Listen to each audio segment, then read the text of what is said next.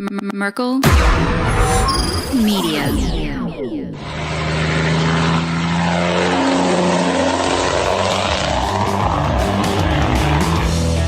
He put it in park, threw open the driver's door, ran out the side of the car, across the front of it, and jumped right off the side of the bridge in front of me. The only people who really pulled over were truckers. He said, "We're going Hodge," and he didn't slow down. He went across the median onto the oncoming traffic, but where they could see him coming, they just got out of the way. I noticed his plane was really low. He went right in front of us, hit the fence, and it spun around. 30 seconds more, he could have hit us. And I went around that truck, and a guy stepped out from behind the truck and threw a piece of wood, and it shot through my window just like a spear and stuck in the back of the cab of my truck. That's probably one of the stranger things I've seen.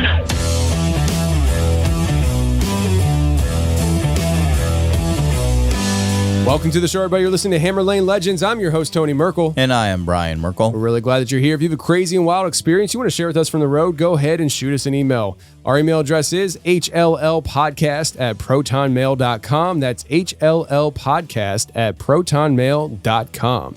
Or go to the website, hammerlanelegends.com. Hit the contact section. You can reach us that way as well. Either way works for us. Just get a hold of us.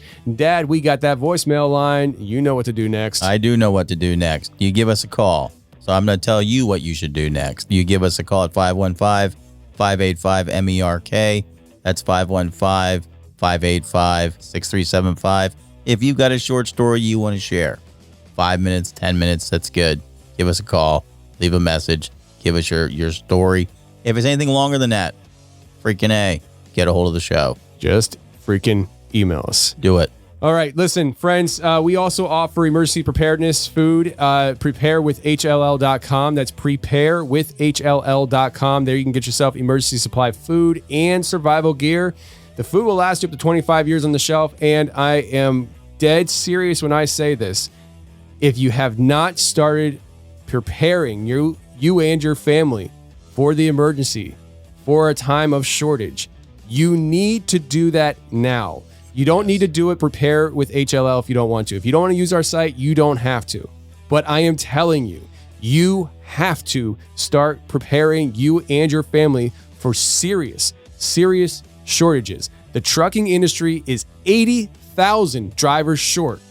And if this vaccine mandate goes through on the industries like trucking, the trucking industry is going to lose up to 30% of its drivers. That means even less drivers transporting goods around the country. The goods that you need, that you ordered, or that we need to pick up for our family, food, medicine, things like that, it will not be on the shelves. Look in any of the stores now. I was just at Best Buy today. The shelves were bare. Please, friends, I'm telling you, you don't need to use preparewithhll.com. It's just a resource for you. But please, please, please, start getting prepared if you have not done so yet. Yes. Because if that mandate goes through, there's going to be 30% less drivers than we already have of the 80,000 we're already short. I'm just being very stern and serious because I'm dead serious with this. I've been talking about preparewithhll.com for about a year now. And a half now. And it's because we've been seeing the writing on the wall. Yep. This is something that we actually started offering Prepare last year. Right. And it was because the shortages that we first started seeing, the toilet paper apocalypse, right? Yep. But we started seeing the pattern, the trend, and where this was going to be going. We saw that this wasn't a one-off thing, and we were right. We're now here. The time to prepare is running short. So just do yourself a favor, do your family a favor, hit preparewithhll.com or go to your freaking store and buy whatever's left. But make sure you are taking care of you and your family because it is that serious right now. I'm not kidding. I'm not playing games. It is. And you know what? It's better to be a month early than a day late. Absolutely. Because so once that time is passed, it's passed. Exactly. And in crazy times, people do crazy things. Yep. And you don't want to be that person that is asking your neighbors for help when they're not concerned about helping you. They're concerned about taking care of them and their families. And the last thing you want is to be put in a very vulnerable position where you're relying on other people to help you and there's nobody to help you, because in all honesty, their number one job and priority is to take care of themselves and their family. You're not their responsibility. And so make sure you take on that responsibility for yourself and your family, and prepare, whether it's through preparewithhll.com or your local grocery store. Just start picking at the shelves and stuffing it in closets, whatever you got to do. Just make sure you're taken care of. Yes. All right. On a lighter note, we also offer a great resource here, friends, where you can tip the show and buy us some coffee at buymeacoffee.com/hammerlane. That's buymeacoffee.com/hammerlane. And keep us caffeinated, keep us running and stuff. Dad needs to stay awake at nighttime. And Amen, brother. He typically brings about a 5-gallon bucket of coffee to With work. a straw. Yeah, I mean, it's evolved over the years. It used to be one of those styrofoam cups, then became a mug, then became a thermostat. Now it's a 5-gallon bucket with like a hose that comes out of it. That's He right. just siphons it out while he's driving. So he drinks a lot of coffee. And if you want to help, this addict of a caffeine fiend, That's right. caffeinated, please hit buymeacoffee.com/hammerlane. And you know what? I want to say thank you to everybody who Yes. has bought us a coffee. It's been Especially great. the code name, the Swift. We got somebody who bought some coffee for us. Swift Transport. Swift Transport. Oh, so apparently you don't even need to use your real name if you don't want to, because this person, whoever it is, decided they were going to say Swift Transport is buying the Merkel guys some coffee. So Yes. shout out to Swift Transport. Amen, brother. There's a first time for everything. We just shouted it out, Swift Transport. Oh, man. All right. Well, today we got Johnny, Flatbed Johnny, on the show. He's a returning guest. He's the guy from the episode Methematics that everybody loved. He is full of stories, full of laughing. Let's get to Johnny right now.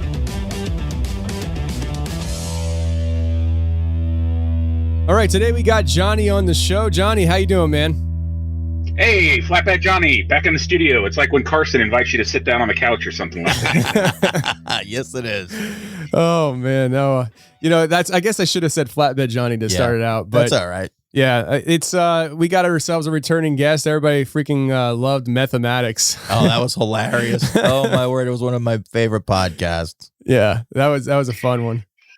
Yeah, well, it is sugar beet harvesting season here in Idaho, and that means that they're pulling all the beets out of the field, and then they're taking them to the sugar factory. And I was sitting out on the porch the other day. I was sitting on my friend's porch. She lives on the main drag in town, and we all of a sudden we hear this of just gears grinding, and she goes, "Watch! I bet you that's that kid."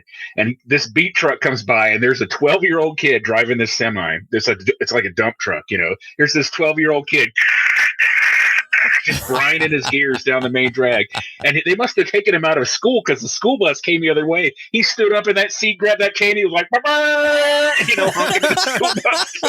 Oh, that's awesome. This local family, they got a 9-year-old, a 12-year-old, and a 15-year-old, and they make the 9-year-old drive the tractor because it's slow, and then they got that 12-year-old and the 15-year-old driving those beat trucks. So, Wow. it's pretty amazing. That is. Living over here in the farm country.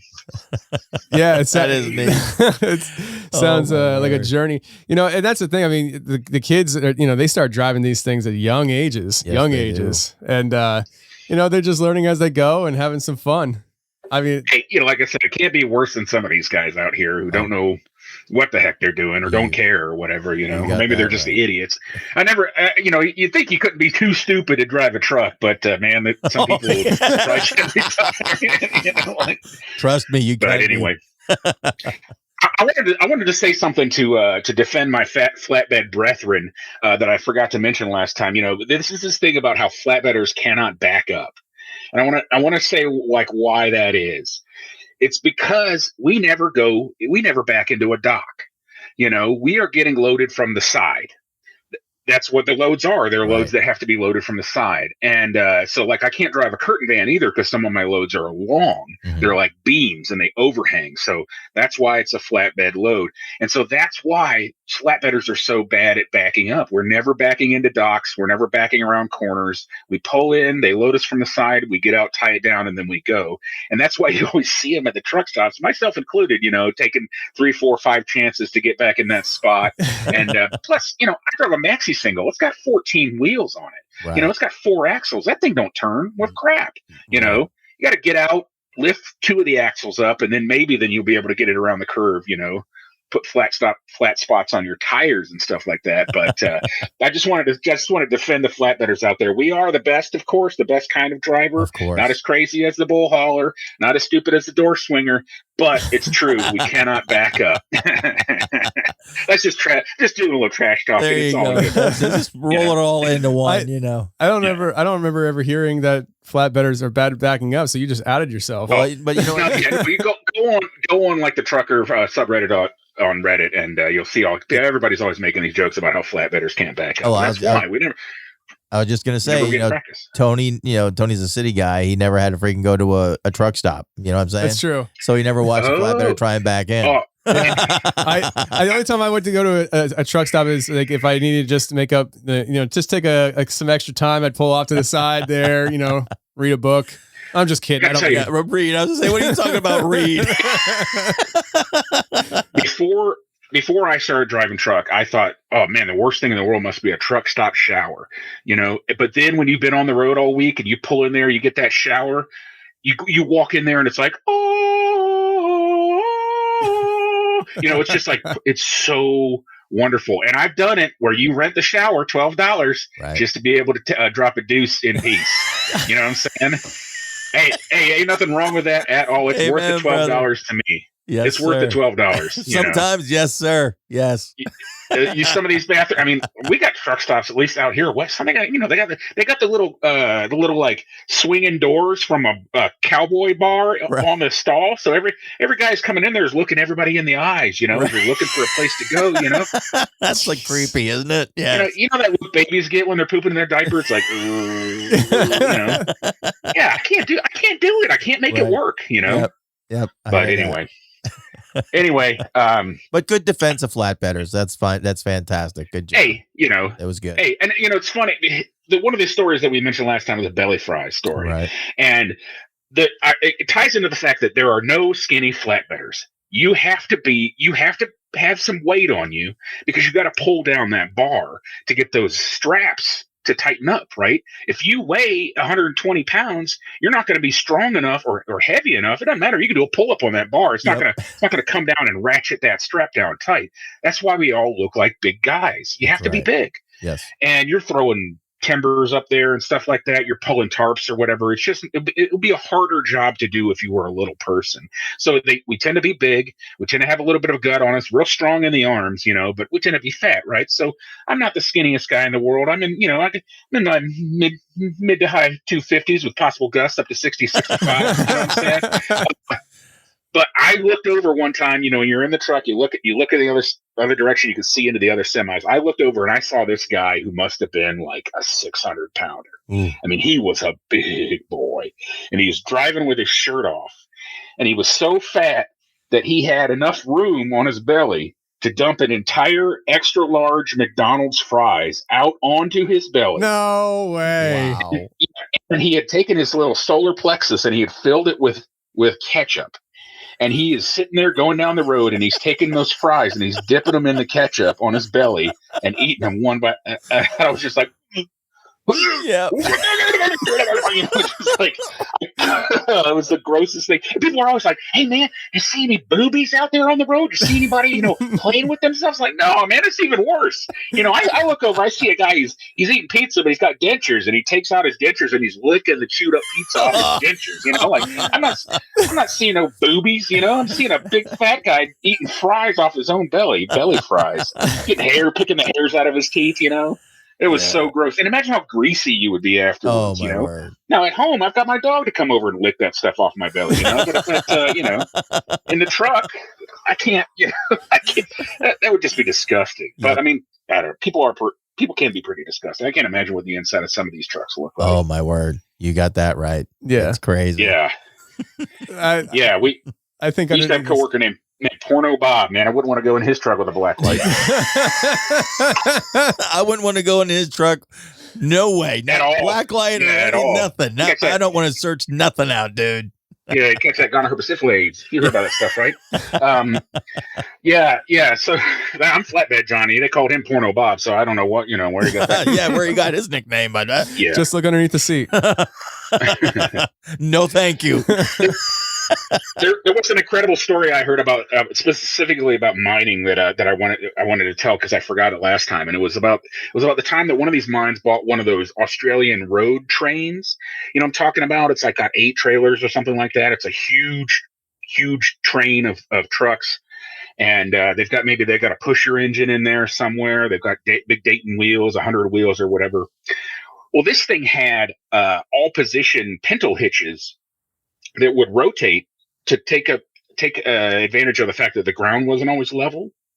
So it could not just twist left and right, but it could twist up and down too.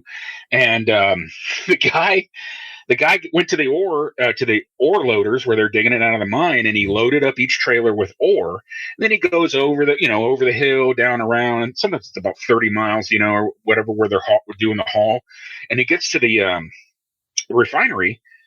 And the dude says, "Hey, why didn't you put any ore in that last trailer?" He says, "I put ore in that last trailer." I said, "No, it's empty." So they go back there and they look, and they're looking, and that trailer's empty. And they're looking, and they realize that the airlines on the hitch are wrapped all the way around the hitch. Because what had happened is he cracked the whip going over those hills and curves, and that trailer rolled completely around upside down and back up on its wheels again and dumped its ore. And the whole road train was so long that he didn't even realize it had happened. He hadn't even noticed that there was dragging or anything like that. It just cracked the whip, just rolled that trailer over, dumped all of his ore out on the road. He just kept going. Didn't even know. Didn't even notice. That's crazy. That is crazy, man. Yeah, that is pretty wild. I can't imagine what it's like driving those things. I've driven doubles, and even then, those little sneaky Pete's who think they can make a right turn inside you when you swing wide, they have more opportunity to try and get in there. Those geniuses who want to lock up the whole traffic by sneaking around, getting themselves run over by the back into somebody's trailer. Yes. And then it's your fault. Your company's paying for it. But yeah, I always call them sneaky Pete's. They think that it's like that guy. Everyone's waiting impatiently to merge, and it's that guy who wants to drive all the way down the side. Like that's that. It's a genius. He just thought he was the first person on earth to think that he could maybe pass the merge. Right. Right. Everybody else. This is how all of society is, right? Everybody's trying to get along, get through their lives, get to where they're going. And there's always that one genius who's like, the rules don't apply to me. I'm special. Yeah, the guy who doesn't want to fall in line. We're all out here getting it done. Yep.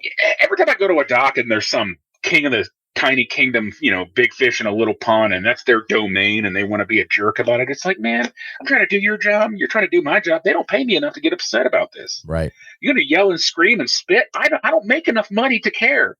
So like either you're going to unload me or you're not, or we're just. Oh, you want me to back in here, back in there, whatever? I guess signs cost $1 million because you could have put a sign that said truck entrance, right? Or trucks go here or whatever. But apparently, if I ever retire from trucking, I'm going into the sign business. Sell $1 million signs. They're so expensive. That's why you can never see. You always go somewhere, and it's like, where do I go? Is this the place? Yes. This company has no listing on the internet. They didn't give me a phone number. There's no directions. There's no address, and there's no sign. And it's just a blank building. Am I at the right place? I don't know. We'll find out. Yeah, I guess I'll find out. When you're not a line hauler and every place you go is different, it's always an adventure like that to just try and figure out where this place is. Because every time you ask for directions, it's all like, especially where I am. Oh, well, you just got to go down to where that big maple tree fell over in the great storm of '88, and then you turn right back at old man Johnson's house where it used to be before it burned down, and just last week at my job, somebody's like, I couldn't find an account that I had to look up and charge somebody, and they're like, no, it's under his wife's maiden name because the account was from before they got married. I'm like, well, I didn't know her in high school. She's 60 years old. She hasn't gone by that for 40 years. Yeah. But that's how it is in the kind of small town everybody just knows everything, so they don't. Right. They just assume. And then you get. And I feel even worse for these guys who barely speak English because they're coming in here. They don't know what the hell. Yep. And then everyone's mad at them, but they don't know where anything is or what anything is, and then there's no signs, and they just kind of have to guess. Yeah, good luck. Yeah, good luck. It's one of my pet peeves. It's one of my pet peeves because if you're going to get so mad about a truck coming in here the wrong way, it must happen 8 times a day because you got no damn sign. Yeah. Why are you getting so upset? Why not just write on a piece of cardboard, truck here, Truck and entrance. then you wouldn't be so upset all the time. Anyway, now that really grinds my gears. I'm getting all worked up. I gotta calm down. I remember I did a delivery. I went to this one place for the first time. And when I got there, I had a hard time finding it because they didn't have a sign out front. And in the Philly area, everybody has signs, it's not like there. And, but it was like a small industrial complex where the trucks came in off the road at one spot. And then like all the docks are back there and you just find out what dock you need to hit.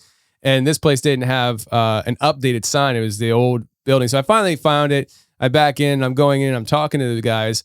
And the guy who I was talking to kind of was like, in charge back there, but he's in charge of like the warehouse and receiving and shipping. So I'm thinking to myself, he's a safe person to talk to. I'm pretty sure he ran the entire facility. And so when I was like, yeah, the guys running this place, man, not having a sign. I mean, and I just started talking to him and like, he was so nice until that point. And then he just kind of got real cold with me. And then I think I found out that he actually goes to church with the terminal manager. And like, it was just like, but ever since then, like, every time I went in and stuff, like him and I would have good conversations and stuff. But at that first time of running into him, it wasn't I think I stick your foot in your mouth time. Because I thought it was like one of those things where it's like, well, let's talk about your employer and how bad they are right now, And he's like, I'm the employer. Yeah. Yeah. They got some real bozo running this place, huh? Yeah, it's me. Yeah. Sticking my foot in my mouth usually happens at least 5 to 10 times a year. It's like the curse of somebody who just blabs without thinking. Like most of the time I'm good, and everybody just loves because I'm good conversation and all that stuff. But then sometimes it catches up to you. It comes back to bite you in the butt. Big time. And then one time the lady was like, if you don't do it right, I'm going to ban you from this site. You're never coming back here again. And I'm like, lady, that's not a threat the way you guys run this place. Like, I'll send you a thank you my note. employer can't send me here anymore. No, give it to some other schmuck. Yeah. How about it? I'm on the totem pole compared to these old, because I work at one of these companies where everybody's in their 60s and everything like that. I'm only 46. So these guys won't go into Seattle or anything like that. They won't go to these big cities. So I always get those kind of gigs that the other guys won't take, because I'll take them because I don't care. It's a pain in the butt, but I can handle it. I can handle a big city. So when I was in the mines, I had to get my MSHA. This is like OSHA for mining, and you have to go get this certification every year, and you have to take a class, and they make you like review all the accidents. There's one terrible accident where a guy was in a porta potty and he got run over by one of those haul trucks, and it made that porta potty just flat like a burrito or something like that. They showed us a picture of the porta potty, not of the contents, but it was a terrible way to go, because you got your pants around your ankles and everything like that. Horrible accident. I'm sure the guy felt terrible who did it, but one time I was getting trained for my MSHA by this really old timer. And he had worked in Virginia City, Nevada, which is a silver mining area, in the 1960s. And he told us this story about how the original silver rush, the Comstock rush, was in 1860. Mm-hmm. And they had a mine fire down there underground. And that's obviously very dangerous because it consumes all the oxygen. Well, what they did is they just bricked up the mine. They just sealed it up and just forgot about it. Never went down that passageway again. Well, this old timer in 1960, he was working in the mine when they busted through into that old mine where the fire had been. And he said that as soon as they busted down that wall, that air rushed in and all those timbers just burst into flames, because that fire had been smoldering in a no oxygen and low oxygen environment for 100 years. Wow. And it just burst into flames when they let the air back into that place. And that was a pretty amazing story that I heard from an old timer. I know that I think in Pennsylvania you got some coal fire that's been burning for like 60 years. Yeah. Centralia. Yeah. Yeah, is that where it is? Yep, Centralia? Centralia. Yep. Yeah, Yeah. so like Centralia, they say is still on fire. It it's is. It's under the ground, Mhm. and Coal mine. last I checked, I think the population of Centralia was 8 people. And Yeah. 8 people. yeah, it's just They used to people. make the payday candy bars there, didn't they? These are people who were born there, decided not to leave because I don't think anybody can buy property in Centralia. You cannot. Yeah, No. it's probably a super fun cleanup site or something like It that. is. That's Like it. there's like a love canal up there, Yeah. Yeah, get cheap property. Yeah. I wonder why it's so cheap. What a Yeah, I deal. wonder why it's so cheap. What a deal. I had a friend who found this really cheap apartment in a warehouse, and he got there, and the guy's like, "Yeah, they make mace in this building, so we're gonna have to put on masks and goggles before we go into the apartment." Well, $40 a month. So cheap. Oh, that's hilarious. That's great. Oh, when I was telling my stories last time about my time in Elko, I know I dumped on it a little bit, but there was just an amazing cast of characters there, and I didn't even get to them all because in addition to like Larry, Moe, and Curly, there was this other guy named they call him Sammy No Toes because he didn't have any toes, and he would stuff Kleenex in his boots so his boots fit. He's actually a really great guy to work with, but he had gotten in some kind of drug deal that went bad, and they took him out in the middle of the desert in the wintertime, and he had to walk back without they took his shoes, and he had to walk back barefooted out of that desert. He lost all his toes due to frostbite, so they got no Sammy No Toes over here, with the Kleenex in his boots, and then the Three Stooges themselves. That guy Curly Stooge, man, his initials were JD, and he was so stupid. We worry a lot about self-driving trucks taking over our jobs. Right. This guy's always going to have a job because, as far as I know, nobody's working on artificial stupidity. They're working on artificial intelligence until they invent the artificial stupidity. This guy's always going to have a trucking job. But one of the other ones that I didn't get to was Jimmy Whoop Chicken. Jimmy Whoop Chicken, Nevada State Prison number 1206660. Give him that shout out. Stay strong, brother.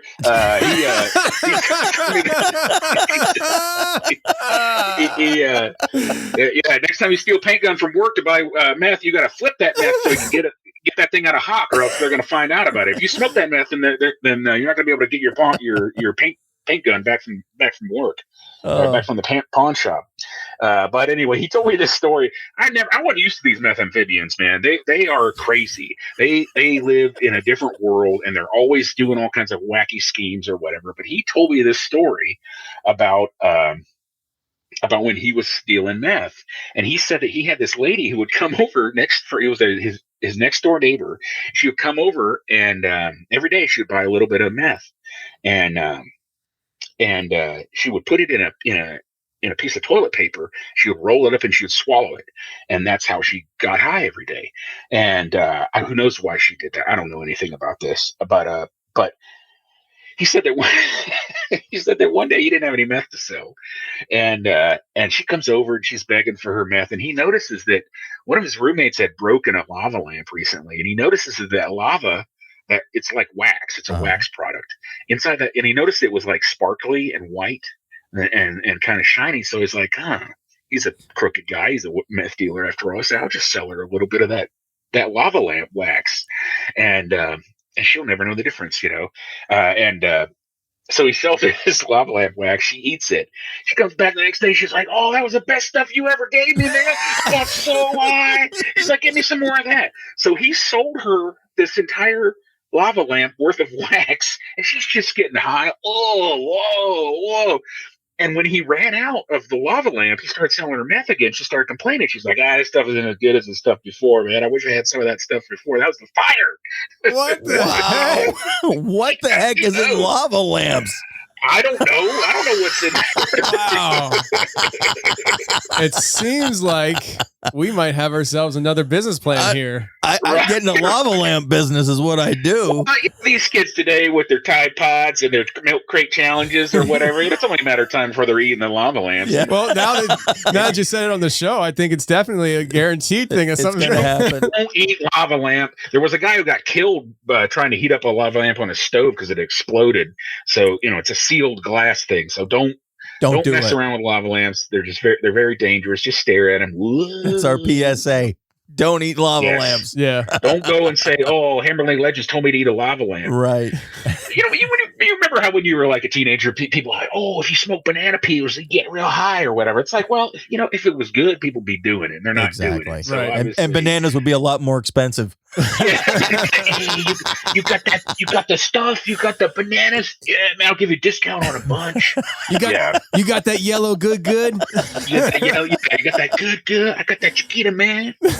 Yeah, they'd be they'd be walking down the street, selling it. Yes, you got that right. I don't know. All of this stuff, like I said, if it was any good, people would be doing it. That's why right. you got your tried and true alcohols. Never let me down. So imagine if it was illegal, you'd be like, man, this stuff is weak, man. And that's what happened, I guess, during Prohibition. Right. People were putting all kinds in the Wild West. They would put like all kinds of they take whiskey, but then they throw like strychnine in there or something, battery acid or whatever, anything to make it kick you. Yep. Give me that one that tastes like vitriol and bumblebee stings, and then they'd be all buzzing on it. That's the stuff right there. That's the stuff. Man, I had to drive the crew bus for a while, and this was a stride-wide shift. This is the worst freaking job in the world. I had to get up in the morning. I work 8 to 12. I get off work for 8 hours, and then I'd work 8 to 12 again, and then I get off work for 8 hours, and I just had to do that 7 days a week. I call it a stride-wide shift because you're working 4 hours, and then you're off 8, then 4 hours, then off 8, and like that around the clock. And it was maddening because I had to drive it's a 2-hour drive to the mine. I had to drive the crew there and back, and then it drove me crazy because you never get any sleep. You never have a weekend. You never have a day off. You're just every 8 hours you got to go back to work. You only work for 4 hours, but then every 8 hours you got to go back to work, and it messes with your brain. And I know there's a lot of jobs like this. School bus drivers do it. The people who deliver the mail often do it. Not mailmen, but like the people who are running the mail trucks back and forth. Sometimes they have a stride-way shift, and it is tough. It's real tough. But anyway, they give me the breathalyzer, and these guys, not just meth amphibians, but all the random detritus of human beings who show up for these mine shutdowns. They give me the breathalyzer, and if anybody was visibly drunk, I'd have to breathalyze them. And they would have this. There's a big Department of Energy coal and energy project down in Arizona that's part of it. It's got a native tribe that works there a lot, and it's kind of a joint operation between the federal government and this tribe because it kind of gives them employment and stuff like that. Well, I don't want to say what tribe it is, but if you guessed it, I wouldn't deny it. If you know what I'm saying. Anybody who's out west know what I'm talking about. So these Indians would sometimes they'd wash out of that mine or where they were kicked out of there for whatever reason, and they would just go on the temporary circuit like a journeyman. And so these guys would show up, and we'd have a whole crew of them, and they would go change conveyor belts and stuff like that in the mines. Well, we had a man camp on, obviously, where some of the people stay. And one day it's time to go to work. It's 8 a.m. or whatever. They got the bus there. These two brothers, they show up for work. They're completely covered in blood. Like they're just all bashed up, and they got their scalp is split, and their blood's dripping down their face. They got blood all down the front of their shirt. It's like, are you okay, dude? And they're like, no, we're fine. We're ready to work. And it's like, no, you're not. You're not ready to work. You're covered in blood. And what had happened was they had gotten drunk the night before, gotten so wasted that they got in a fight. They beat the shit out of each other. And then they just passed out, and then just woke up. It was like, oh, time to go to work. And they didn't. Neither of them realized that they were looking at each other, like that they were all bloody. So it's like, no, I don't think you're fit to work. You're covered in blood, dude. So Wow. that was definitely one of the highlights. And we just wanted warm bodies. We just wanted people to sweep and shovel rocks and stuff like that. So that's why you get not just the methamphibians, but also anybody, alcoholics and things Sure. like that. So It sounds like just Anybody about with the every pulse. industry that is hurting today now. Today, yeah. I mean, seriously. Yeah, I mean, yeah. Sounds like 2021. Wait until the trucking industry gets so desperate that it will just hire anyone. It's like drug tests, get those out of my site. Don't want them around this company anymore. Right. Because we'll just take anybody who says that they can push a pedal and turn the wheel and shift. Oh, I think I was reading something about them wanting to start, 18-year-olds truck drivers. Wow. Instead of 21. Yeah. Wow. Which, I'm not totally against in the sense that we have no problem sending our 18-year-olds off to war to go die and Shoot a gun. shoot and kill Right. other people. Yeah. So I mean, and also, let's not forget that a good 18-year-old is better than a dumbass 40-year-old, and any day of the week, and vice versa. And yeah, kids have less experience. There's something somebody told me that really stuck with me is like when you start out trucking, they hand you a bag of luck and an empty bag of experience. Yes. And your goal is to fill that bag with experience before you run out of luck. Because you only get so many second chances. Yes. You got to be putting that experience in that bag while that luck bag is running out. And so one day, if you don't fill that experience bag, that bag of luck will run out. And Yes. That's when you're. And then you are, what's the old term? I'm going to say it, shit out of luck. Yeah. Shit out of luck. Yeah. Yeah. Sorry. Seriously. But that's true. Saw someone walk in the door and take his shoes off. Yeah, so we did. One of these old guys did that thing that I mentioned before, where he went on this bender down at the whorehouses, and he didn't show up on Monday. Well, he comes back in, and he's like, "I got slipped a Mickey. And who knows if he's telling the truth or not? But this would happen quite a bit, where they'd get their check. You make like a $3,000 a week check. You go down to the whorehouses, and then by Monday they wouldn't have any money left. Because they would just rook them. They'd get them to buy drinks, buy drugs, and just take them for everything that they had. I don't know if they were putting Mickeys in their or drugs in their drinks or not, but he claimed that he had been slipped a Mickey down at this whorehouse, and that's why he didn't come in on Monday, and that's why he was going to fail a drug test if they gave him one. And it's like, I don't know, dude. That kind of sounds like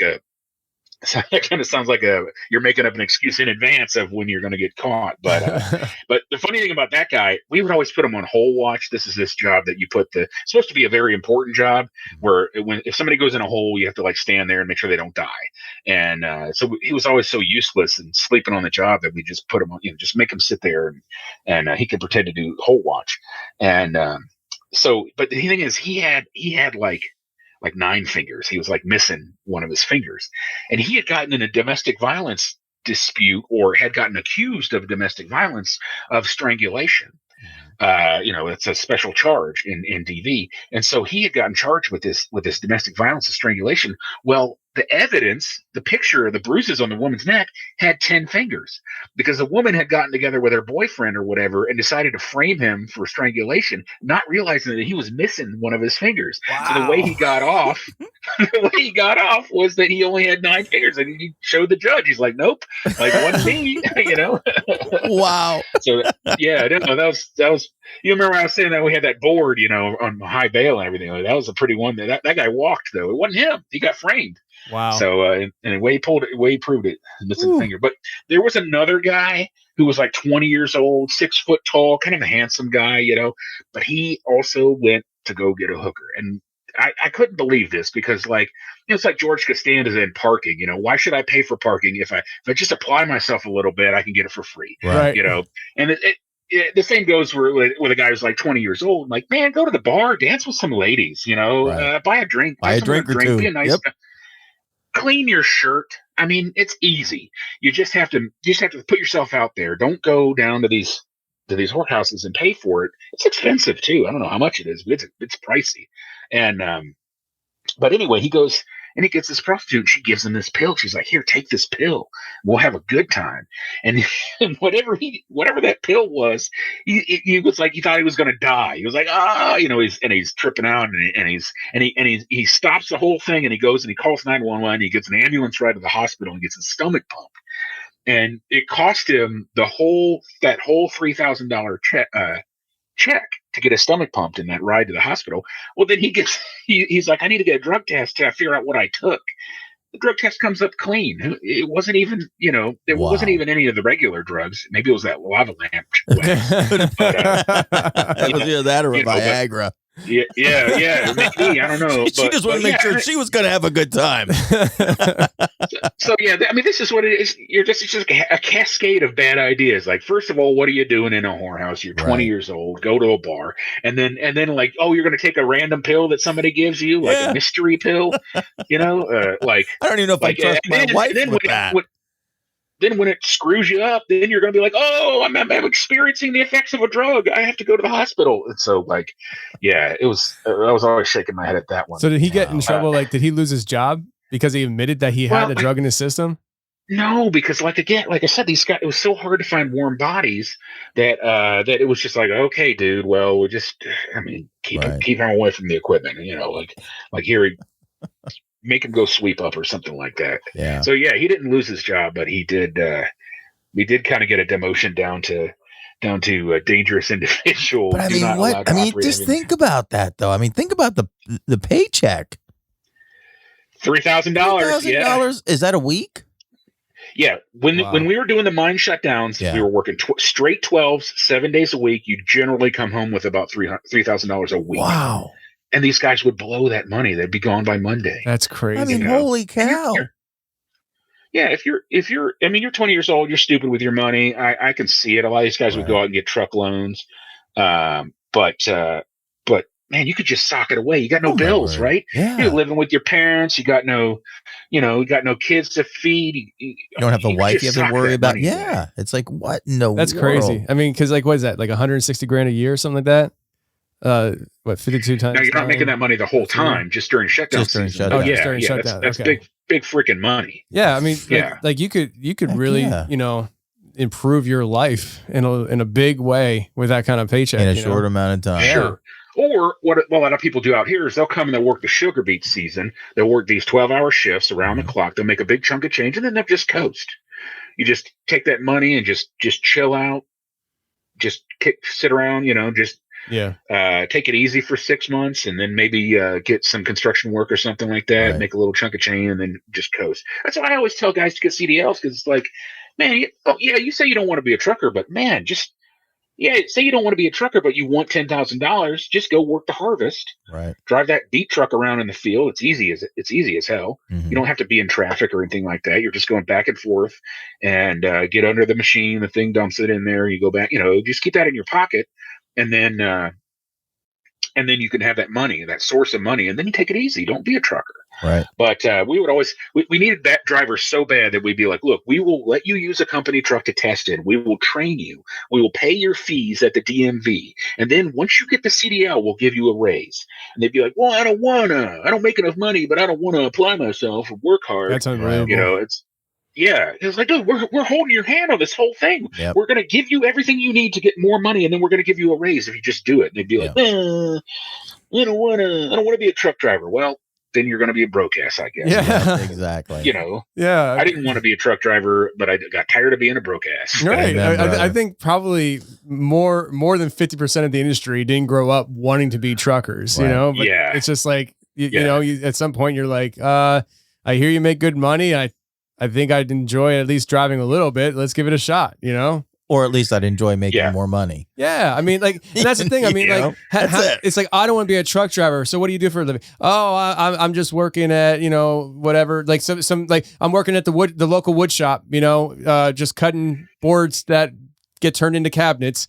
Well, I mean, Yeah. like, did you I work grow in up the- dreaming about that? I mean, Right. Yeah, I work at the Verizon Wireless kiosk in the mall. In the and I mall. sell people's cell yeah, phones. yeah. I mean, and there's Yep. nothing wrong with those Yeah. jobs and stuff. It's Not just, at all. it's just the attitude of, well, I don't want to be a truck driver, Mhm. but That's then not what I want to do. like, as if like that's settling for their life, you know, like they're settling on Yeah. some kind of big goal for their life, but then they turn around and they punch the clock on Monday at the local wood mill, you know, at the sawmill. McDonald's. It's just like, come Yeah. on, man. Like, it's just the ambition. I think it's the intimidation that some people have a hard time getting past, you know, these big trucks and all that stuff. And then, you know, the willingness to sacrifice your life in a sense to the industry, because I mean, it's a lot of long hours. It is what it is. That's the killer. You're selling your body. Yeah. You really are. Yep. Just like these hardworking ladies in the whorehouse, you're Yep. selling your body to the company. Yep. There's definitely been a stigmatization of the trades recently. Everybody thought, you know, if everybody just goes to college, there won't be any more plumbers and carpenters anymore or whatever. And that was a stupid thing to do, because obviously these are the essential services, as we call them. And so those are the guys who are still working and making money, and all those guys with those philosophy degrees and media stuff, you know, it's just not as necessary. So when the hard times hit, it's the trades that end up on top. Yeah. You know, this. I'm sorry. Go ahead. I was just going to say, even with that, I mean, like the guys who are going to school for, you know, technology degrees and media degrees or whatever, like that kind of stuff in the long run, it just kind of harkens off of what we talked about last week a little bit. Those things are definitely replaceable through technology. And so, Sure, yeah. so it's just, I think there's so much security in being able to do something with your hands. Yeah, if you can work from home, then they can get a robot to work for you. Yeah. That's right. because obviously you don't need to be there for the job to happen. Right. Whereas that's the thing. Bartending. My wife's a bartender. That's why I drink soda water. Stay away from that high fructose corn poison. All you guys out there, like that stuff will make you fat Yep. and give you high blood pressure. But anyway, and diabetes. Yes. But my bartender is another job that's never going to be replaced by a robot. You can make a robot that can tend bar, but that's not the true purpose of a bartender. You got True that purpose right. of a bartender is to be a kind face and a sympathetic ear. Yes. Keep that liquor flowing. You know your drink, that kind of thing. It's a job that's just a job that's never going away. So yeah, maybe in the end of the day, in 20 years, the only jobs left are going to be bartenders. Even the hookers will be replaced by robots. Oh, that's definitely happening. Those sex bots that are coming out now. So I just what could go wrong? I can't think of anything that could possibly go wrong. Sex with no repercussions. out here where it's legal, they'll get on the CB. So you'd be driving past Winnemucca or something like that. They'll come on the CB. They'd be like, "Come on in, boys," you know, trying to lure people in. Right. Come pick something up you can take home to your wife. Yeah, that's not the kind of present I was hoping to take home. yeah. We call them puddle splashers, because you know they go to the truck stops and then they get out of one truck, they squat over a puddle, splash, then they get into the next truck, you know, and then they just go down the line, puddle splashing. But I just gotta say this. When you first described the hole watcher job, that is what it was. Is not what I was thinking. It was in my head. I'm just like, this is not. Don't go there. Watcher. Yeah, I mean, I'm thinking this has got to be a job at the whorehouse.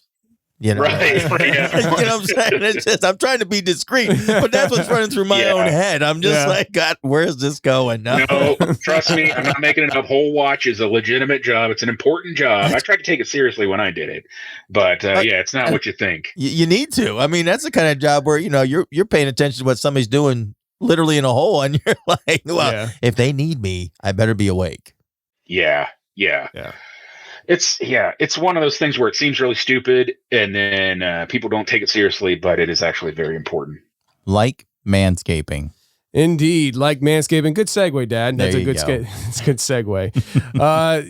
Manscaped is a sponsor of this show on a trial basis. So we are brought to you today by Manscaped.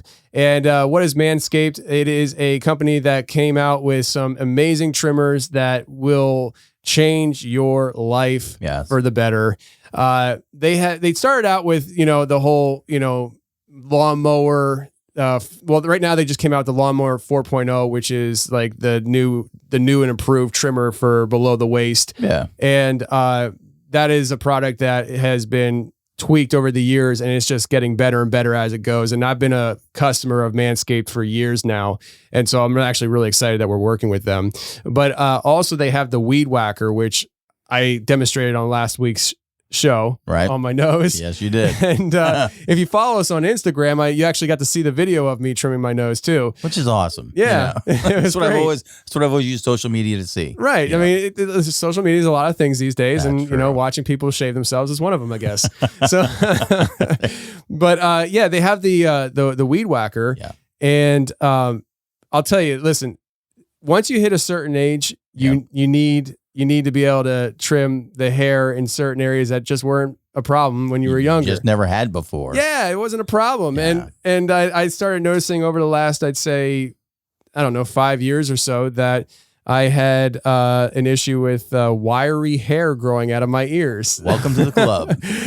I remember seeing my high school art teacher, and his eyebrows were crazy all over the place. He had wiry hair coming out of his ears. I'm just like, what a weirdo. Like, who has wiry hair growing out of their ears? Right. Apparently it's an old man thing. Yeah. And I'm being You're becoming an old man. I'm being brought into the club. And self-grooming is something that I as a truck driver, it's just like, whatever, I'm just in the truck by myself. I don't care. Right. And so I started plucking hair on my own. And so instead of like trimming it and, you know, trying to look like a respectable human being, I would be driving down the highway and just reaching in my ear, pinching hair and just ripping it out. And it was like, sometimes it was like really growing deep in my ear. Yeah. And it hurts. Yeah. And I was like, oh, that one hurt, you know? And even my earlobes are starting to get hairy. Yes. And I noticed that when I'm just shaving my beard and trimming it up around my mustache, you see more, you're looking more closely at your nostrils, and the hair is just creeping out of my Hanging out, nose. Yeah. And it's just so like you're taking like a trimmer that's not meant for it, and you're trying to get up there on an angle and trim around your nostrils. Or a pair of scissors. Yeah, and clipping like your skin on the inside of your nose, and your eyes start watering. Yeah. No more with the Weed Whacker. The Weed Whacker will trim your nose hairs, your ear hairs Easily. Yeah. I mean, no pain involved, which is beautiful. Yeah. Your mom used to pluck my ear hair. Oh, really? Oh, yeah, it hurt. Yeah, so you actually know like, about wait, just sit still. You got a hair. And she'd just grab it and pull it out of my. I'm like, and I'm driving. I'm like, what are you doing? I think I remember her doing that. I think I remember seeing her do that. Yeah. Yeah. I mean, and so now I know that pain, and it's a lot more comfortable to have the proper tools in the tool kit for personal grooming. And like I said, I used to just be like, just plucked it and caveman. Like, I'm serious. Like, I used to reach up my nose and pluck my nose hairs, and that talk about make your eyes water. Yeah. I'm just like, yank, woo, that hurts, you know. But you don't gotta do that anymore with Manscaped, friends. There's a lot of great products with Manscaped. The like I said, the Weed Whacker, the Lawnmower, which is below the waist, but they also got a lot of lotions for below the waist as well. They also got t-shirts, boxers, bunch of cool stuff. And you know, if you're not into shaving below the waist, you can always use your the lawnmower for your face. Yeah. And your head. On your beard and your head. And nice close trim. And so here's the call to action, friends. Here it is. You can get 20% off and free shipping with the code HAMMERLANE at manscaped.com. That's 20% off with free shipping at manscaped.com, and use promo code HAMMERLANE. Unlock your confidence and always use the right tools for the job with Manscaped. That's right. Manscaped is where it's at. So go ahead and hit them up. Manscaped.com. Use the promo code HAMMERLANE and get yourself some great deals, 20% off. And it's Christmas time, friends, right around the corner. Yes, so for me, December is Christmas and birthdays. My son's in Christmas, and Lindsay's in it's December. Yep. And I'm thinking I don't need to get Lindsay Manscaped. No, I don't think she'd appreciate that. Well, she might use it. Maybe she's got nose here you don't know about. Maybe, but listen, manscaped.com. Use promo code HAMMERLANE, 20% off and free shipping. And boost your confidence. Johnny, after that long one, tell us another story. One time, I came across an upside down Dodge Charger in the middle of the highway, And I was going south from Boise, and there's like 150 miles till you get down to Winnemucca or whatever, down to Elko. And it's just, there's nothing out there. There's no cell phone service. There's no towns. There's an Indian reservation out there, but it was probably a good 7,500 miles in between these any features whatsoever, any town, any road, any gas station, anything. And in the middle of that stretch of nowhere, in the middle of the night, I came across a brand new Dodge Charger with the stickers on it, upside down in the middle of the highway. And I stopped, put my flashers on, and got out. And I thought I was about to find a mangled up body. It had clearly rolled several times, and I was looking around in the bushes for the body, and I didn't find anything. And I'm thinking, man, what is going on here? And then I noticed that the driver's side window glass had been punched out right there after the car had come to a stop, because all that glass was still there on the ground. And that told me that the driver had their seatbelt on and had survived, and that they had punched their way out of the car, and then they had skedaddled out of there. Who knows where they went, whether they walked or hitchhiked or whatever. But they normally, when there's an accident, you call the cops. Cops get the car off the middle of the highway and everything like that. Well, this had not happened, because clearly this was a person who was drunk, and they didn't want to be, caught. So they had just walked out of there and left their car in the middle of the highway for me to run into. Fortunately, I saw it, but there wasn't anything I could do except call 911. I mean, or call the county. I usually call the non-emergency number when it's not an emergency, but there wasn't anything I could do except just put my triangles out and hope nobody else came blasting down that road drunk. Mm-hmm. But you could always. That was one of the. It was. Yeah. I was going to say, you could always go through the car before you call the police and just see if there's anything good to put in your truck. Oh, no. I've been down that road before. I don't want my fingerprints all over that stuff. There you go. That's what I did that one time when I found a car that had obviously been jacked and then left under a bridge, and I was like, oh, I'll see if there's anything good in here. And then I realized I'm getting my fingerprints all over a crime scene. Mm-hmm. Like, I shouldn't do that. Not a good idea. Especially now that I got my TWIC and they got that stuff on file. They took it. My days of crime, my life of crime is over. I don't. I'm trying to go straight and narrow these days. I'm an old man. That doesn't look good. That party looks good on Saturday night. It doesn't look good Sunday morning. You got that right. So yeah, that was an incident, I think, where somebody had gotten a big check, and they had gotten a brand new Dodge Charger, and they had gone out and gotten drunk, and then they decided to drive home and rolled it, and they were lucky to be alive. And I was lucky I didn't come across some mangled up body. Wow, but, you got that seriously. right. It was just weird by its location. Mm-hmm. Like, it was just in the middle of nowhere. But some people get a little bit of money and go hog wild. That's why the lottery kills people. Yes. That like that guy was shooting crossbow bolts into his own wall in his mansion after he won the lottery, and he hit a live wire and went to go pull the bolt out of the wall and shocked himself to death. It's like, man. if he hadn't won the lottery, that wouldn't happen. He'd still be alive. But That's right. Yeah, with the people with the lottery and stuff, it's like, I have a hard time at some time, like when you first think about it, you're like, how can they blow through all that money and be poor again?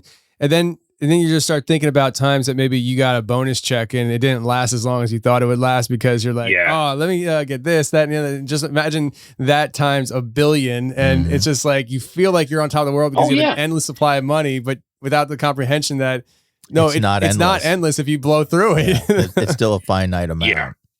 That a lot of football players have, and pro basketball players, things like that happens to too. Sure. 5 years after they get out, they're broke, dead broke, because they don't have that financial literacy. This is also the thing with lottery too. It's like you can't inject someone with financial literacy to where you give them a big chunk of money. It's like giving a junkie a big pile of drugs. Like, they cannot handle it, and it's going to end up with their death. Yeah. And also, your friends will start to, break into your house because I think you got cash laying around or something like that. Or, it's, I mean, I think that I can handle it. I feel like I've been preparing my whole life, because I identify as a rich person, even though I'm even though you're not. Body, yeah, I'm with you. Yeah. And so, like, I feel like I've been preparing my whole life for that windfall, but then some people Yeah, I've seen it happen to friends of mine and things like Yeah. that. They get a little bit of money and then it ruins their life. Yeah, it's a shame. It's amazing. Either somebody sidling up to you trying to get you to get some cocaine or something like that, and then you get an addiction, or you or you end up somebody murders you because they think you got 20 grand and hiding in your house somewhere or something like that. I wanted to tell another old man story. I was working with an old guy on a recent job, and he told me this story about this asphalt paver. Where back in the olden days, right now they have like a big rotating drum that grinds up the asphalt, and he said that back in the day, though, that's not how they did it. They hadn't invented that machine yet. So what they did was they had a blade with torches on it, and this blade would just creep along really slow. It's like a bulldozer blade, creep along really slow, and they would just take torches and they just burn that asphalt till it was hot, and it become really viscous, and they'd scrape it up, and then they'd scoop it up with a bucket, and then they throw it in a truck or whatever. This is what he was doing. Well, he said that this machine was so slow that every time it made a pass on the road, the operator would stick it into reverse, and it would start backing up to go make another pass, and then he'd get off the machine and he'd go get a cold glass of water because it's really hot. And he'd drink that cold water and walk down to where the machine was, and he'd get back on again, throw it in forward, and he'd scrape another pass of the road. Well, they had blocked off this piece of road that they were doing with Jersey barriers, K-rail, whatever you want to call them. And this lady came along. This is like in the 60s. This lady comes in along, and she's driving like a Corvair. And she comes along, and the road is closed, and she goes around the Jersey barriers and down into the ditch and comes back up into the road, and she drives along the road till she gets behind that scraping machine. Well, the guy has set it to come back and make another pass. It's creeping backwards at like 1 mile an hour. And she's honking her horn, not realizing there's nobody driving it. He's over there getting a cold glass of water. And she's honking her horn, honk, honk, honk, honk, honk. And this thing just keeps coming closer and closer. And it just hits the front of her car and just crawls up on it and just crushes the car. And she jumped out of there, and that thing just flattened her car. And she's mad as hell, but it's like, what can you do? You drove around a Jersey barrier into a construction site. Like whose fault is that, lady? Right. And it completely crushed your car. I saw a cab one time in Chicago fall into a hole. There was a construction zone. There was a big pit where they were redoing the sewer, and it was a rainy day. It filled up the pit completely, so it looked like a flat road. Well, the traffic's really bad.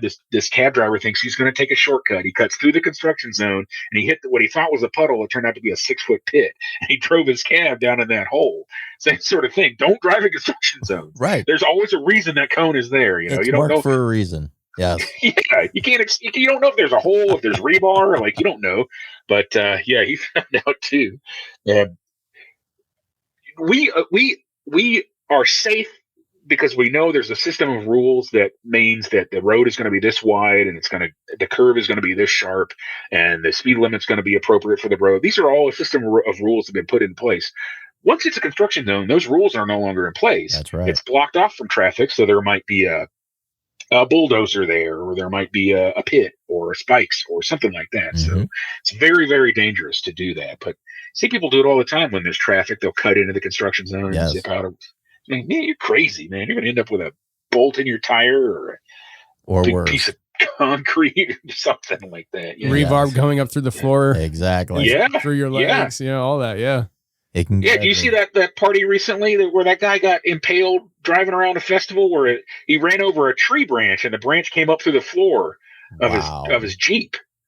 He ran over a branch and went up through the floor of his Jeep, and it pinned him to the chair, went through his abdomen and pinned him to the seat. Wow. It's one of those things where you think you'd be fine driving over a tree, but not if it hits at the right angle. Oh, you got that right. That's rough. That's a rough day. He lived. That is a rough. He lived?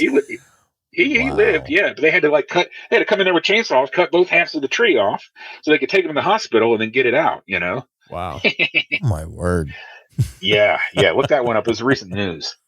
Before we go, I do want to clear up a couple of issues here. I know that the poo is one of the most important pieces of discussion on your show. It's a running theme.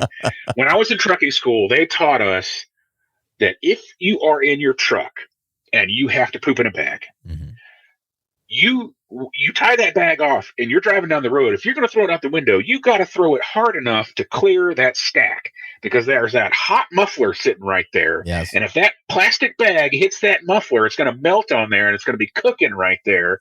And then you'll be smelling it all day Yes, long you because it's will. right by your head. So just another public service announcement from Flatbed Johnny. If you poop in a bag, throw it way wide, and it's always a good idea to double bag, kids, as well. I don't know if this has ever come up on the show, but do you know about the guys who cut the Sawzall hole in the cab? Do you know about these guys? There's team drivers. There's a certain kind of team driver that'll do this. And they poop out on the road while they're driving? Yeah, I heard about this. Yes. Ask anybody who works at Speedco, because these guys will come in for a service. And tire guys know about this too. They don't want to stop and poop in the truck stop in those luxurious bathrooms. They want to save that $3 it's going to cost them. And they're just going to sawzall a hole in the bottom of the cab. They're going to poop down through the cab onto the road, Right. and it hits that drive shaft. Yep. And it just go boom, and it just splatters all over the inside frame rails of the truck. And this is, let's just say that these are people known for their spicy foods, and this makes the underside of the whole truck just utterly disgusting. And anybody who works tires or Speedco knows about this habit. The thing that bothers me the most about it is I don't want to duke right over my coworker's shoulder, and I don't want my coworker standing right next to me going, pitching one out, laying cable right here in the cab next to me. No, thank you. That stinks. It already smells bad enough in here. Yeah.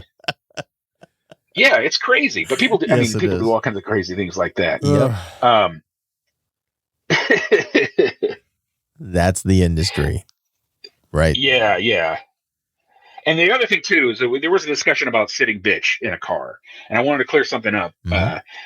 Traditionally, the position of riding bitch is behind somebody on a motorcycle, right? And then if you're in the sidecar, you're the monkey. If you're in the passenger seat, what's that called? Shotgun. You're riding shotgun, right? Because that's where you're shooting the road signs with, right? Or it probably goes back to the stagecoach days, right? Where the guy's carrying the coach gun. Yep. Okay, so I'm gonna ride shotgun. The position in the middle is the most out west is the most prized and honored position. That's where the boss sits. And the reason is that the guy on the left has to drive, and the guy on the right has to get out and open the gates. So if you're a rancher in Nevada or in Idaho, you sit in the middle. You're not riding bitch. You're the boss. Everybody else has to do work. You know what I'm saying? So I don't want to hear any more of this disparaging, calling it ski lessons, like you're skiing, I don't want to call it that. Like think about what your hands do when you're skiing, we're not doing ski lessons. It's not called riding bitch.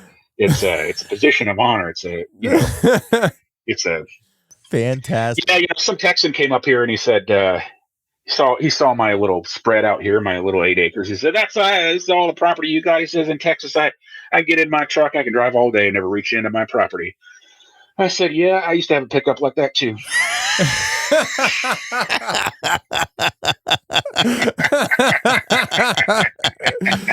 Oh, man. That's hilarious. Well, is there anything else you guys want to hear about? Any of my story? You probably don't remember. You got so many damn people coming on this show. There's always room for Flatbed Johnny in the show again. You got that. Yeah. One time a guy I worked with found a bag of counterfeit money, and he was running this like little car lot thing where he would take a car hauler, those trucks that haul a bunch of cars. Right. He'd go to these auctions and he'd buy like 8 cars, and then he'd bring them back to Nevada, and he would have a little mini car auction there on the weekend as a side hustle. And he just had a little wood lot or a little dirt lot, and he'd just sell cars at auction. He'd sell them to a lot of people for cash. Well, he's kicking around this dirt lot, and he kicks over a clump of dirt, and there's a bag of fake money of like $20,000 or $200,000 in counterfeit 100s, and they're really bad too. They look like they've been printed out on a printer. Maybe it was Don the Con who done it, but he finds this bag of counterfeit money, and it's really poor quality counterfeit money. So he thinks, well, this weekend, let's see what happens if I take that stack of cash that I'm going to deposit in the bank. I slip one counterfeit $100 bill in the middle of the stack, and I'll just see what happens. Well, on Monday, the Secret Service is at his door. And the bank has reported this counterfeit money, and they're like, "Where'd you get this money?" And he's like, "Well, I have these car auctions on Saturdays." And they're like, "Okay, here's what we're going to do. We think somebody may be passing these counterfeit bills at your car auctions. So what we're going to do is we're going to put undercover agents that are going to work at like they work at the car auction for you, and we're going to put cameras up here and here, and we're going to try to catch the person when they spend that fake money." He said he went home that night and he took those sand buckets that a tow truck has. It's like a bucket full of sand. Right. He said he's burning all that money in that bucket. Like, oh God, I don't want to go to jail. Just burn it. He said he burned $200,000. Just, oh God, oh please, oh God. I'll never do it again. I'll never do it again, I swear. And then he said, I know nothing. You know, I was like, I don't know. Somebody passed me a fake 100. I didn't catch it. You know, Yeah, so he got away with it too. But wow. Yeah. Counterfeiting is a federal crime. Do not do it. Yeah. I mean, I guess you can't blame a guy for trying to get creative with it, but yeah. I mean, once you do it one time and that happens, like all of a sudden you're just like, I can feel it. Like your heart sinks to your stomach. You're like, oh my God, I'm going to jail. And I was so dumb. This was so stupid. Why would I ever think this was a good idea? You know, all those things go through your head. You know, $100. All guys have been there where you just did something that you're like, in the moment, you're like, this is not a good idea, but I think it's okay, you know? And then all of a sudden that idea happens and it backfires and all you're like, why did I ever do this? I'm so stupid. I'll never do it again. Just, you know, like, God, just one more shot. Just one more chance. And I'll never. When I was a kid, my friends convinced me to throw a rock at a cop car. I didn't even run away. I just threw a rock at a cop car. Psh, cop pulls to a stop. You know, I'm just standing there going, and he grabs me. He takes me home. And I got the worst punishment I could. I wasn't allowed to watch Dukes of Hazzard that weekend. And nowadays, it would be rewarded. Yeah. Right. I was a huge Dukes of Hazzard fan when I was a kid. So yes, I thought, you ever taken a car over a whoop-de-doo? It is not fun. You end up with a compressed spine, man. Do not do that either. I got a job offer one time in Nevada. They have a facility that tests vehicles where they have like all these really bumpy roads, and then they just hire drivers to it's a commercial CDL job where you just drive down these bumpy roads all day around a track. And they got them to go like this back and forth. They got them to go up and down or whatever. They got gravel, they got all kinds of terrain. And you put 1,000 miles on the car, then you test it to see how it does. Well, I thought this would be the coolest job ever. Be driving different vehicles all the time. And then I realized, no, wait. Those guys probably have so many back problems. Yeah. Because all they're doing is slamming down dirt roads all the day. You know, just bam, bam, bam, bam, bam, bam, bam. Like that is the worst. Oh man, I already have, bad back. I know you got bad back. It's it's occupational hazard, but man. That's not don't kind you think of you'd be like the Dukes of Hazzard. Hazzard? Aggravate it. Yep. Yeah. You think it'd be like the Dukes of Hazzard, go out in the countryside, take your car over a whoop-de-doo. It doesn't matter if you get 1 foot off the ground, that's still 1,500 pounds coming down, or even worth 4,000 pounds, coming down. Well, bam! Right. Oh, I'm breaking back. Yeah. Yeah. When I was at Pitt, I was always telling the guys who were like in straight trucks, I'm like, you guys got to get in the trailer. It's so much better, this, that, and the other. And one of the things that I was told before I got in the trailer is that it's more comfortable to drive. You're not banging around so much. But I never thought that driving a Class B was that bad until I got my trailer license and they put me in a straight truck for a day. I'm just like, holy crap, like it rattles you to a core. But when you're doing it all the time, you don't even notice it until you get out. And so I was just telling the guys all the time, I was like, trust me, it's so much better. Yeah. Like you don't know until you know. You get that air ride seat going. Yeah. Yes, sir. Yeah. Yeah. And I've noticed what you said, like when you're new, you're driving up like this, you're standing up back straight. You're like, going down the road. And then by the time you've been driving for 10, 20 years, you're leaned way back. You got the seat all the way down. You can barely see over the hood, you're kicking back, and you got that air ride all up as soft as it goes. So you're going up and down. You got your hand way up in the air to hold on to the handlebars. Or the steering on the steering wheel. Yes, sir. Yeah. We call that happens over time. We call that guesstimating driving. Yeah, guesstimation driving. Yeah, we have a general idea where the front of the truck is. So if you look at the horizon, you can't see stuff. Yeah, if you look at the horizon a certain way, and you count down about 3 inches. That's about where you need to. You just have this whole system. You can start marking, like take a dry erase marker, mark it on the windshield as okay. At this point, when I see this car at this point on the windshield, that's when you stop. You know? One time, there's a salt place in Salt Lake City that sells salt, actually, because they do a lot of salt production. The whole Pacific Northwest is all salt out of the Salt Lake. They don't have to mine it. It's a renewable resource. Well, my truck GPS is taking me in a spiral to get to this place. And I'm like, man, the road goes right there. Why is this thing saying go in a spiral? But I followed it, and I go around, up and down, around, and I go in a spiral. And when I get there, there's a really low bridge, and there's all these pictures of all the trucks that have hit that bridge. They've got this big board, don't go out westbound on this street. And then they just got trailer after trailer after trailer just smashed into this low bridge, Wow. And I was like, that's why this is why I paid $300 for this damn truck GPS. There you go. Keep me from hitting that bridge. Yes, sir. And in flatbed, it's extra dangerous. It's not always the same height. You might get an excavator. You take it to the job. It's this high. You bring it back from the job, and you've not adjusted the boom the same, and it's that high. Oh, yeah. So that makes sense. So you're at extra danger of hitting things on the height because it can change over time. Whereas if in dry van, it's always X high. You know how high it is. 13.6. Yep. So yeah.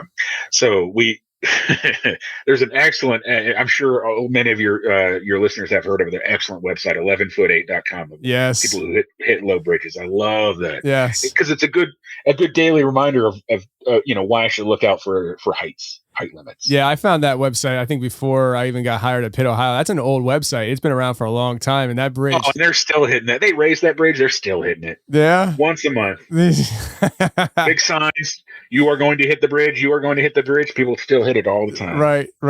Yeah, it's just a nonstop thing. And there's several, obviously, there's several bridges out there that just are just known to be cracked by trucks. And, as you watch some of those videos, you start seeing more and more of people that have like RVs hitting it with the AC unit on top, and not UPS, U-Haul trucks, and people just really don't have a clue. Yep, they're the ones that are hitting it a lot, and then you have every once in a while the truck. Hey, Johnny, before we get out of here, you said that you didn't. I think you said before we started recording that you're not on Facebook. Are you on Instagram? Yeah, but I kind of don't want to out myself. Okay, that's fine. That's fine. Yeah, I kind of want to, because like I said, the names have been changed to protect the guilty here. But I don't want to. I don't want any of this coming. I'm so worried. These days, like, you never know what kind of stuff's going to come back and compromise your job. Yeah, somebody mad about this or that opinion that you said, or I just try to say nothing. I just try to have no footprint whatsoever. So no comment. So yeah, no comment, no opinions. Never know what's going to, or you never know what you're going to say today. That's perfectly fine. 6 years down the road, now it's going to get you fired because you shouldn't have said that because we changed the rules. The goalposts move. So it's I've seen too many people that get into too much trouble. And my coworker was like, well, the secretary of the job, oh, hey, you should get a Facebook page. I'm like, I'm not about to get fired for something I posted about saying about this or that, or political opinions, or even something I did where I'm taking pictures out on the weekend or something. Hey, wait a second. That picture says it was taken at 11:50, and yet you were driving at 6 a.m, and yet you're drinking in the photo. So therefore you violated our 8-hour rule or 12-hour rule or what, never know what at least at the one job I had, it was a 12-hour rule. So you weren't allowed to drink 12 hours before your shift. Mm-hmm. That was a personal rule that the company had, not a law. Mm-hmm. So you'd get these guys that would post pictures from the bar that they were at the bar the night before, and then they'd get in trouble. Yep. So because they're back at work 8 hours later. Yeah, back at work 8 hours later. It was called bottle to throttle. That's what they called it. 12 hours bottle to throttle. And then people be. But it's not fair if they're getting you work 14 hours a day. You don't get the 12-hour time off before you have to get back in. You're depriving me of my drinking time. Yes, that was the implication, that you are not to drink during the week because you work a 14. Yep. And then you're only allowed to do it on the weekend. In fact, in Utah, I don't know if it's still their law, but it used to be you couldn't get in the driver's side door after you'd been drinking, even if you were parked for the night, shut down, off duty. if you had been drinking, you had to get in the passenger side door because it indicated that you were not intending to drive. Wow. And so that was one thing that they would sting you for. They say, "Oh, you're sitting in that seat, you're on duty," and so even if you're not driving, you get in trouble for it. That reminds me actually about driving on Christmas or trying to. Of the Three Stooges, Larry, Moe, and Curly, Moe was the money man, and he called me one day on Christmas to try and get him to haul some hay. And this was the kind of thing where it's like, I don't care what you're doing. This, I don't care if it's Christmas, you get to work. And he called me up. He's like, I need you to get this load. And I was like, boss, I'm drunk. It is 2 p.m. on Christmas. I am drinking whiskey and sitting in my PJs, and I'm having a good time. So I would love to haul that hay for you, boss, because why would I want to be at home here with my family on Christmas? Right. But I'm sorry, the law does not permit me because I am drunk, and I didn't do it, and I never regretted it. Yeah. There you go. See, that's that's a little trick, I guess, of the trade that I was taught pretty early in driving. Because so sometimes at Pitt, Ohio, it's like during the slow season, sometimes the low man gets called and hey, don't come in today. You're laid off for a daily layoff kind of thing. And so it was like one of those things where if you get the layoff, whether it's true or not, just if they call you like in 2 hours, like, hey, we picked up, we need you to come back in. Be like, sorry, I've been drinking since you told me I couldn't come in. You didn't need me 2 hours ago. Yeah. Because I wish I knew that about 5 years ago. That's a good tip. Yeah, because that was at least when I was starting, it was a common thing where the day's looking slow, but by mid-morning to early afternoon, the pickups are starting to flow in. Hey, we need you to come in and run around and do some pickups. And it's like, you don't feel like doing it at that point. You're already, watching your favorite sitcom on replay. And so it's like, sorry, I've been drinking. Fresh Prince of Bel-Air is on. What do you mean you want me to come in? Yeah, exactly. Exactly. Big Willie Styles playing. I'm just telling you what Mark Takamus is up to. Just giving you a hint as to what Tony's favorite sitcom was back in the day. Yeah, back when I was a kid. Fresh Prince. I was a huge Will Smith fan. Yes, he was. He was from Philadelphia. Yeah. Born and raised from I was all about it. Yeah. Well, now you're gonna sing the song? Yeah, I know, right? But that's why I thought you're breaking down into it. I can't help it. But I will say this: I'm not a huge Will Smith fan these days. The way that man runs publicly, the way he runs his life and family is something that I don't respect whatsoever. That man is walked on from the wife to the children, and that doesn't fly with me. A little respect, please. I don't like it.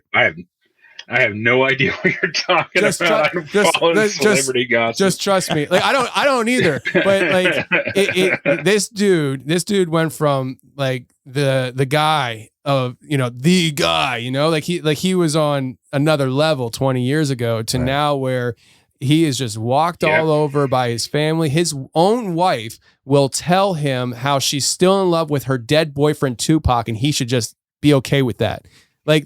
He is so like lost in his emotional bag that he can't even demand respect from his wife and children to a moderate level. Like he is walked all over, and it's pathetic, and I have no respect for the man. Yeah, welcome back to Will Smith Talk. Here we are. Sitting here with the Merkel brothers. Some kind of segue, Johnny. I'm telling you, like it really irks. Like, listen, Tony's Hollywood Watch. I'm about giving the respect to my family, from my wife to my kids. Everybody deserves a certain level of respect. Kids, their respect is on a different level than the wife, all that, right? But it should be reciprocated. But he is literally walked all over by his own family like he's just trash. And I'm just like, yo, he's the only reason. Well, his ex-wife isn't, but his kids. That's the only reason why they had their position the way they are in life is because dad was a superstar when they were born. And I don't know. Should Fortnite pay Carlton for this dance? Up next on Blabbing about Bel Air, the All Fresh Prince podcast. We're going minute by minute through the series here. Oh no, Jazz is here, everybody. Jazz. Oh, is Uncle Phil going to throw him out?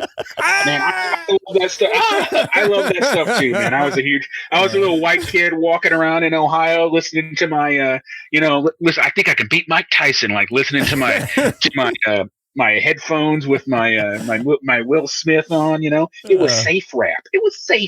None of this guns and hoes. It was just him talking about how parents just don't understand.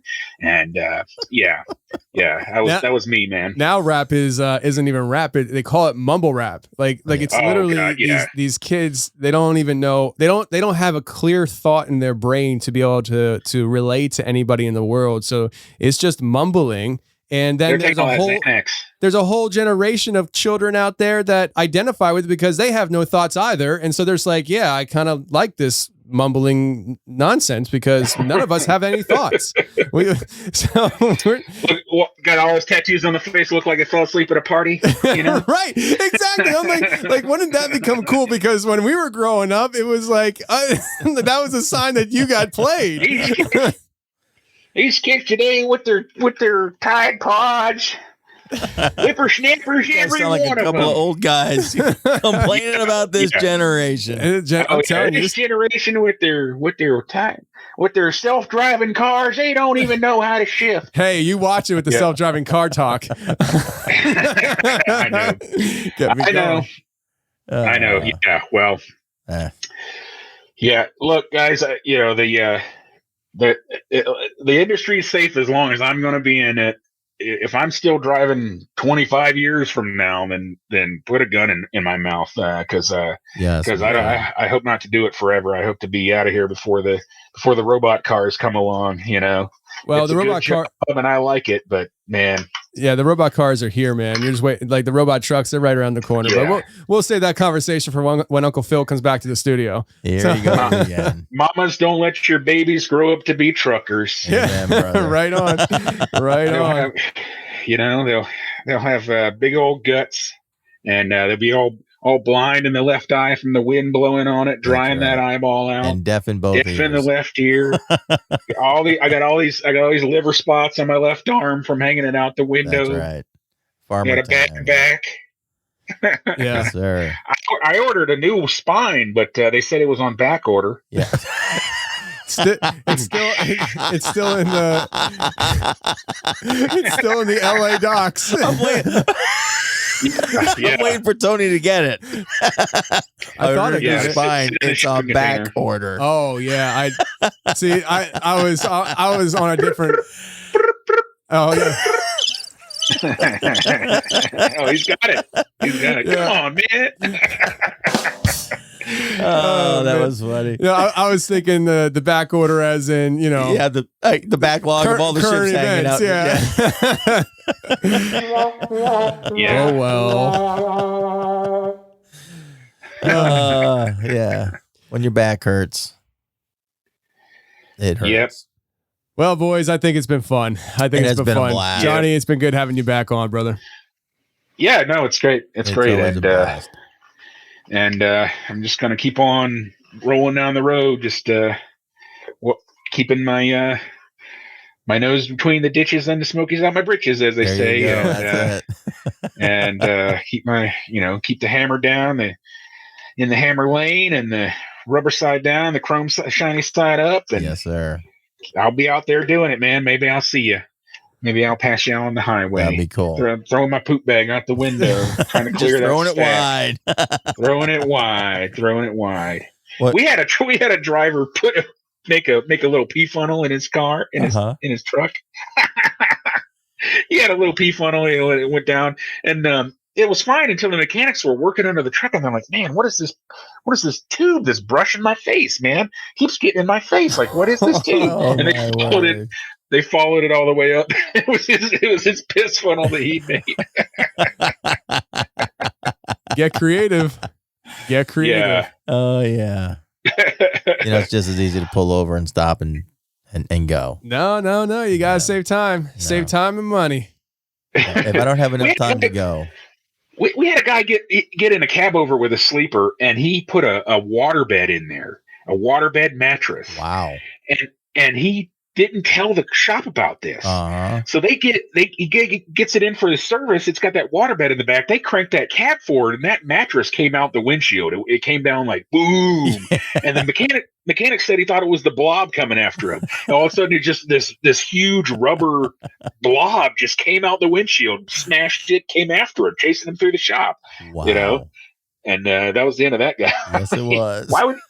Why would you even want him? I mean, I guess I don't know. Waterbed also hurt my back.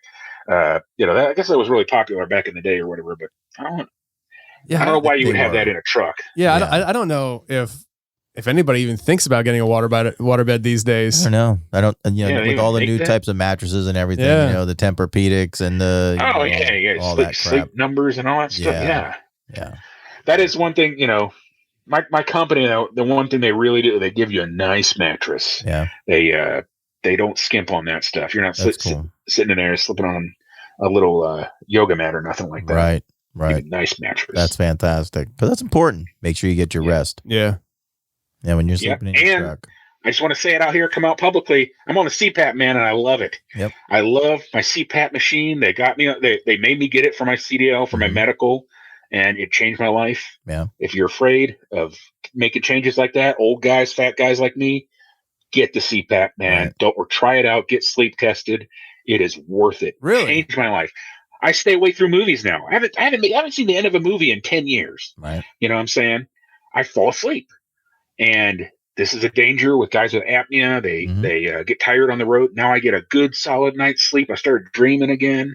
And I don't want there to be any stigma about this. I'm going to be the first one to say it. I love my CPAP machine. It changed my life, changed my wife's life, because I don't snore when I'm home anymore. Right. So, don't be afraid to go out there and get tested for your sleep.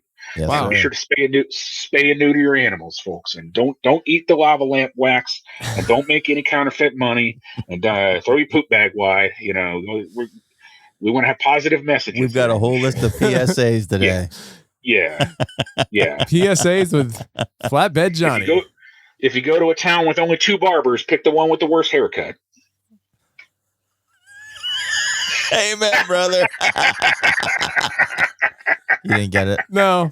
Because he's going to the other guy. There's only 2 barbers. If he's got the bad haircut and the other guy has a good haircut. And I'm the old one. Hey, I cut my own hair. I just shave it down, I don't think about that. Pretty early in the morning to get one past old Brian there. He's got a mind like a steel trap. Yeah. Unless it's something important I have to remember. Not so much a steel trap, it's more like a steel sieve. She's got a mind like a steel sieve. Yes, sir.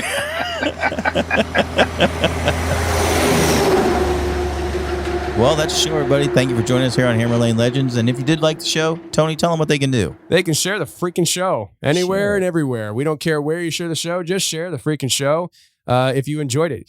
Go into your pocket, pull out your phone, and you have a contact list on your phone. And probably most people have about 100 to 200, maybe 300, 400, 500 people. Maybe you know a lot of people.